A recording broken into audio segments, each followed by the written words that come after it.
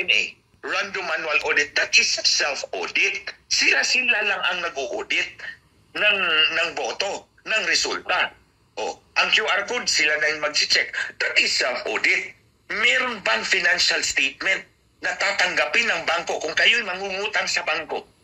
Ibibigay mo ang financial statement as a requirement.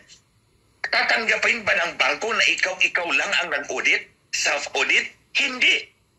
Kailangan ang financial statements mo ay audited ng independent auditor. Yan ang ginigiit namin sa COMELEC. Hindi pwedeng ang resulta, kayo ang mag-self-audit. Dapat i-audit namin yan independently para mapagkatiwalaan yung resulta. Ayaw ng COMELEC dahil may magic. Sila lang ang mag-audit. Tulad ng RMA, Random Manual Audit, that is self-audit. Sila lang ang nag-audit ng boto, ng resulta. Ang QR code, sila na yung mag-check. That is self-audit. Meron bang financial statement na tatanggapin ng bangko kung kayo'y mangungutang sa bangko? Ibibigay mo ang financial statement as a requirement.